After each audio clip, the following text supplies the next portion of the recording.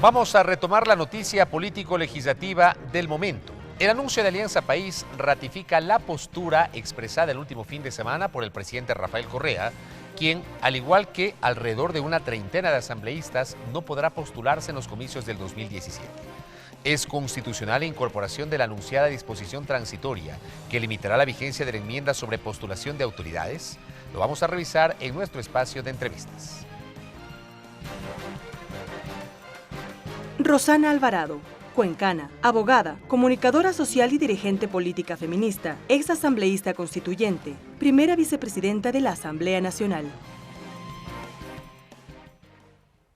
Doctora Alvarado, bienvenida a la televisión legislativa, qué gusto que nos acompañe. Gracias, Belkis, un gusto estar con ustedes, Fabricio. Doctora, luego de varias horas de análisis, el bloque legislativo de Alianza País se pronunció ya esta tarde a favor de incluir esta disposición transitoria de la cual veíamos que hablaba el presidente de la República sobre la postulación sin límites, en este caso, de las autoridades. ¿Cómo lograron zanjar ese tema a lo interno cuando hasta hace pocos días veíamos allí algunas voces al respecto? Sí, bueno, es una propuesta que hace tiempo, cuando se propuso la enmienda constitucional, ya surgieron algunas voces al interior de nuestro bloque que decía si es que era conveniente establecer una prohibición para aquellos que podría entenderse beneficiarios de una enmienda. Es decir, si los mismos legisladores íbamos a ampliar la posibilidad de postular de manera indefinida, que sean esos legisladores los que queden prohibidos de ese beneficio, ¿no? Es decir, no es la primera vez que se discute este tema o que se discutió este tema. Aunque la propuesta es con alguna modificación, porque en verdad sería imposible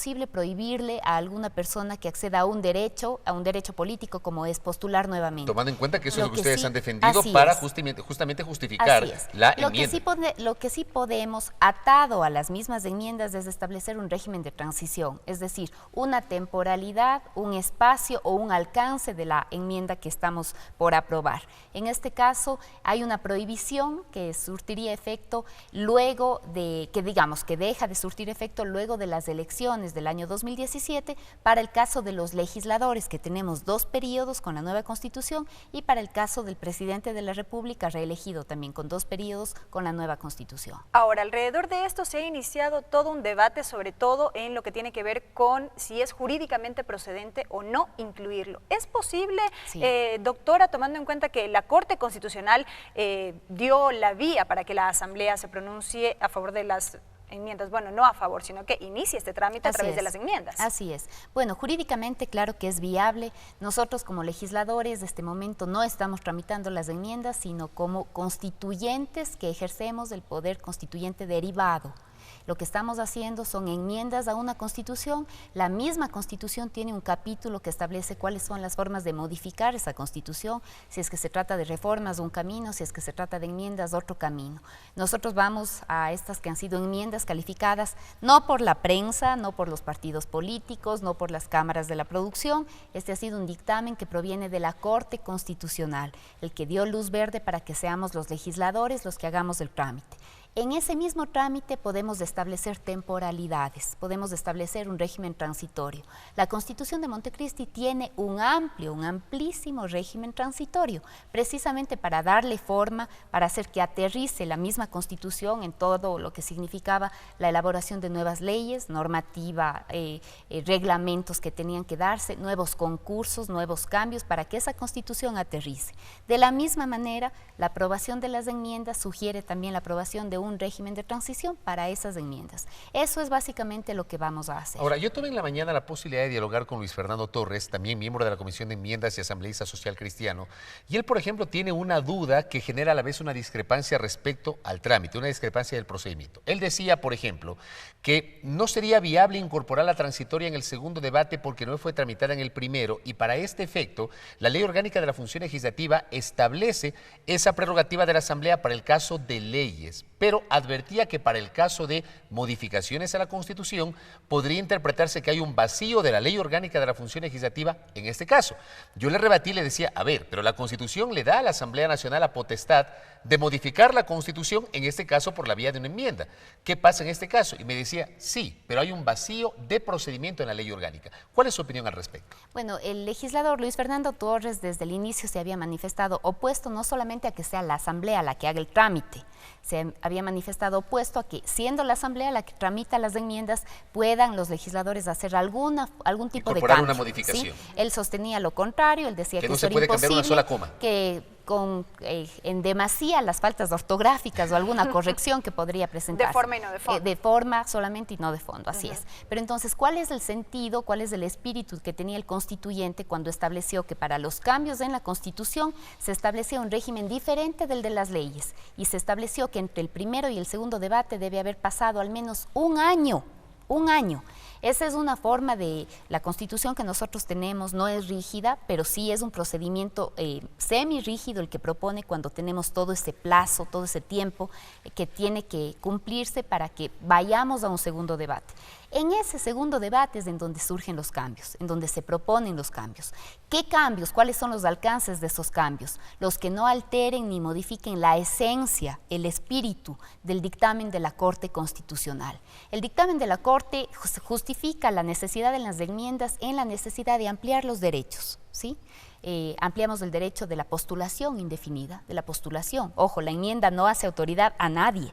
No es que porque en la enmienda yo puedo participar después del 2017 me convierto automáticamente en autoridad. Lo que permite la enmienda es que yo para la legislación no quede jubilada, ¿no es cierto?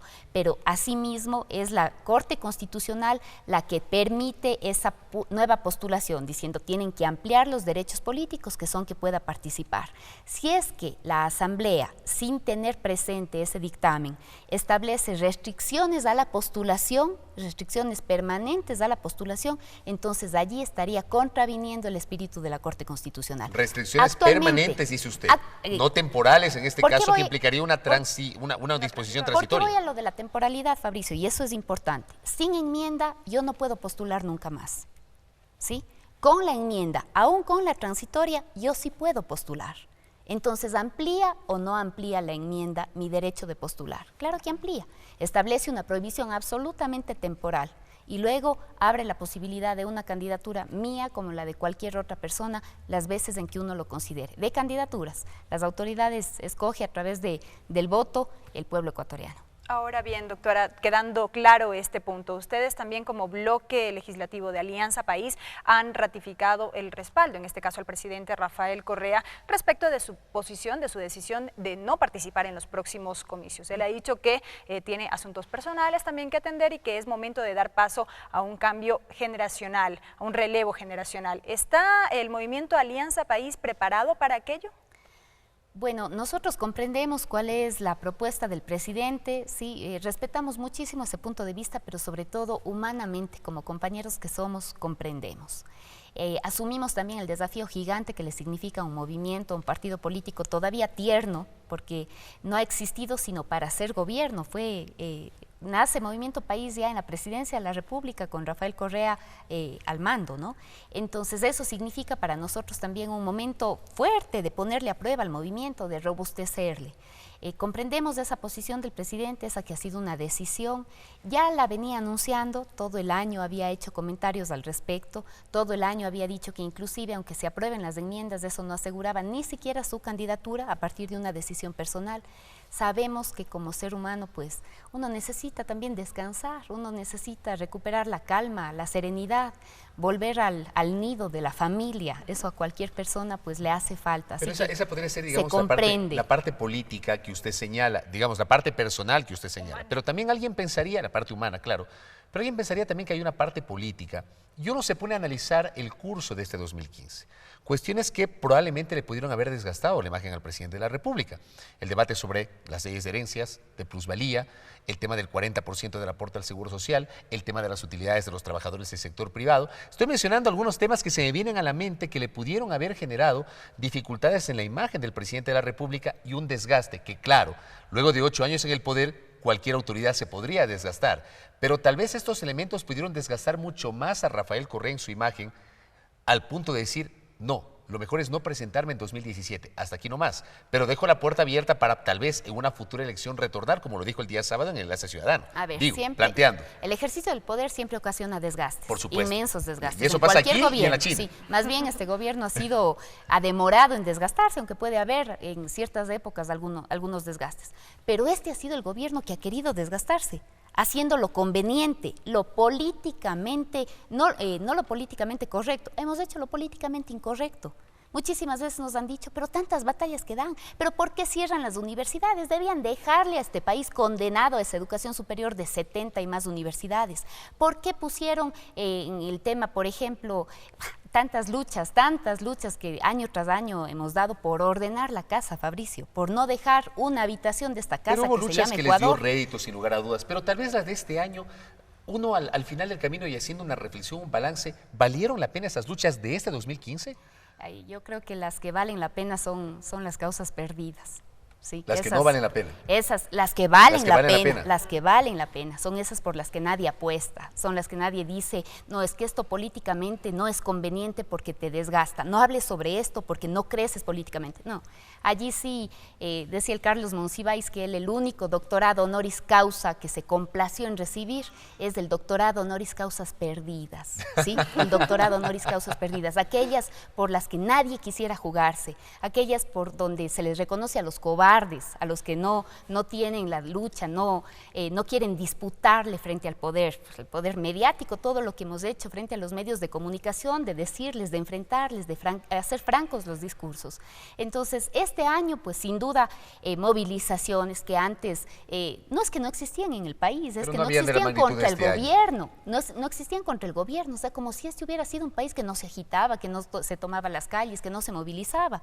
Pero de otro lado, no es una decisión calculada en función de eso, de que ha habido movilizaciones, sí, por eso que tal mi vez pregunta, es un desgaste. justamente por eso. En el año 2016 y 2017, cuando ya Rafael Correa no pueda ser candidato, porque ya con esta transitoria no va a poder ser candidato en el 2017, va a ser un año de importantes cosechas para el Ecuador.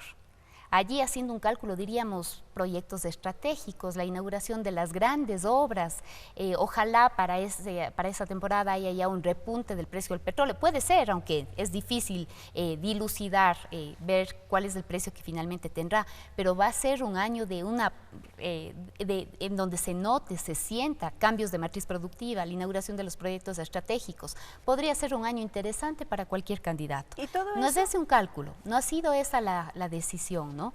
Hace ya bastante tiempo el presidente decía, pues no va a ser necesaria mi postulación, había visto una derecha o una oposición que no logra unificarse, que tampoco crece, tiene unos liderazgos que han llegado a sus techos.